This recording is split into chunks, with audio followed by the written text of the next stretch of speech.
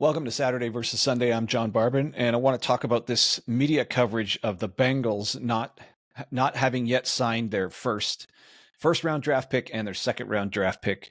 Shemar Stewart, the first round edge, and Demetrius Knight in the second round. They took a linebacker. And obviously, anybody who's followed the NFL, you don't even need to be a Bengals fan to understand that this team is lacking on defense. And I mean, they've got a Super Bowl caliber offense, that's clear, and they just dumped a bunch of money on their wide receivers. So between Burrow, Jamar Chase, and T. Higgins, they spent a boatload of money. But we would hope that means, at least as a Bengals fan, you would hope that means that ensures a Super Bowl caliber offense for a while, which it is. It's it's a top three offense. They can score with the best of them. They can score against anybody, but they sure as hell couldn't stop anybody last year. So and this is where the controversy comes in. The Bengals are in a dispute with Trey Hendrickson, who was last year's sack leader, their best defensive player, and probably the only reason they were even remotely competitive because they had such a productive player in Hendrickson. So he's holding out for, I guess, a contract extension. And at the time of this recording, it sounds like there's zero communication between Hendrickson and the Bengals. He's under contract for one more year, but he obviously wants more assurances beyond that. Now he's getting older, but he's still a stellar player right now. So it's just, do they have the money? Is there enough money to go around to give him the extension he's looking for, or would he actually hold out for the entire year? I don't know. He might be a little too old for that, and banking on, I don't know. It's rare. I think Le'Veon Bell is the last big name player who actually held out for an entire year, and it didn't work out well for him.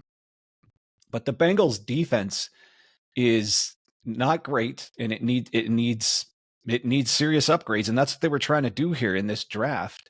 Last year, their total defense was, I don't know, some 25th in total defense, 24th or 21st in passing defense, 19th in rush defense. That's not a Super Bowl caliber type of defense. 25th in scoring defense. So this is not a Super Bowl caliber defense, but it does have a Super Bowl caliber offense. They were 30th in red zone defense. It's just bad. They need a lot of work, and that's what they were trying to address in this draft. But now we have these stories of both Shemar Stewart, the edge, their 17th overall pick, and Demetrius Knight, their second round pick, stud linebacker. They're both holding out right now. They haven't signed their rookie contracts, and they're both holding out of rookie minicamp.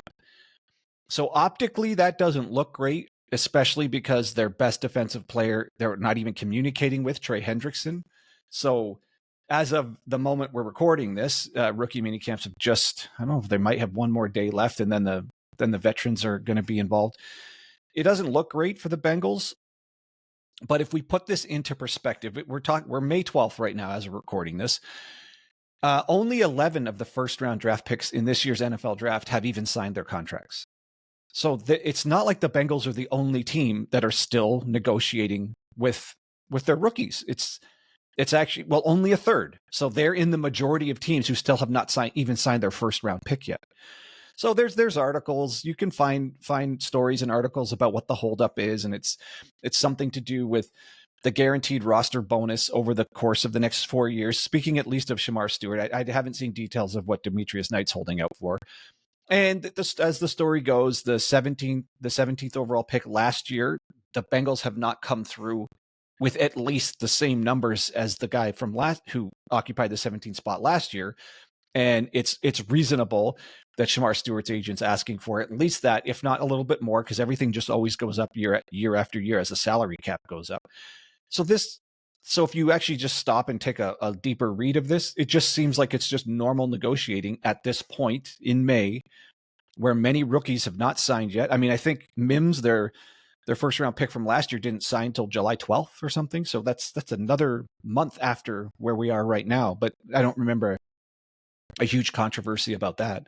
So I think optically it looks bad because the Bengals have to address the defense. It's a sore spot, along with the ongoing lack of communication with Trey Hendrickson, and coupled with the fact that this is a Super Bowl caliber offense, and they just dumped a bunch of money on the offense. When you put all of that together, I can see how this this particular holdout or this particular, I mean, just this situation where their top 2 picks, who are both on defense, on a team that sorely needs defensive help, I guess it looks bad. I guess this is just sort of a collection of things that it's just a Bengals thing. You see articles saying the Bengals being the Bengals. Oh, they're cheap. Oh, this guy's got a bad attitude. He already looks like a bust. But what about all the 20 other first round draft picks who haven't signed yet? We're not hearing stories about that and about those teams having a clumsy head office and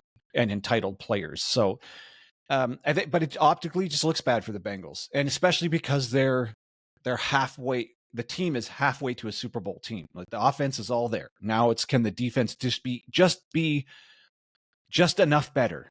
Because this team has recently been to the Super Bowl, and you have the QB in place, you have the tight end in place, you have some young talent on the offensive line. I actually think the running back room's not that bad. It definitely came on at the end of last year, and you have the best wide receiver duo in the country. So you've got what it takes to score enough to compete with anybody. It's just this defense needs to be just enough better to get over the hump. And right now, this defense is not good enough, and it looks really bad when the guys you bring in to upgrade the defense have not yet signed. Plus, your current best defensive player you're not even talking to. So, and on top of that, Jermaine Pratt, their best linebacker and tackle leader from last year, is requesting a trade. So that just compounds the sort of bad optics of this, because you're assuming Demetrius Knight, and you picked him high enough, you're assuming he's going to step in and start day one at linebacker. And regardless of what happens with Trey Hendrickson, I mean, I'd highly doubt he holds out for the year. But regardless of what happens there, you still need support, because even though Hendrickson himself was the sack leader, the team overall didn't get very many sacks. So they need some more production at defensive line. So that's what we're assuming Stewart and Knight, and the site picking Stewart and Knight, that's what it's for. Yet you have question marks with both of them, plus Hendrickson. So, but again, after explaining how few rookies have actually signed their contracts, it seems like much ado about nothing. But since it's the Bengals, it optically just looks really bad. So, I mean, and these guys are just question marks. We have no idea if they're going to work out. We know that. And I was looking a little further into it. There's a guaranteed, there's some sort of insurance guarantee that they can sign, but that doesn't guarantee they're going to have their contract. This is in an effort to get them to participate in minicamp, even if they haven't signed their rookie contract yet. But all of that thing does is ensure that both the team and their agent will negotiate in good faith, no matter what happens in rookie minicamp, even if they get hurt. But that sounds really risky. And they could suffer a serious injury in minicamp. So it's totally reasonable that they're just waiting till they have their contract signed, and then they just get out there and they go. And right now, the media sort of hype about it, I guess it's the off season. There's nothing to talk about. I mean, here I'm talking about them, but not in a way that, I don't think the Bengals are being irresponsible here. And I don't think Stewart or Knight are being entitled or anything. I just think they're just listening to their agents. Their agents know what they're doing. And like I said, only a third of the first round picks have even signed yet. So this is not out of the ordinary. It's not like they're the only team who haven't signed some of their top picks. So it's kind of much ado about nothing, but I guess it's highlighted because the Bengals the Bengals head office has a reputation of being cheap and has a reputation of fumbling these things sometimes. But I don't know. We'll see. So, like, hopefully for the Bengals' sake, these two players work out, because this team really needs an upgrade on defense, and they should.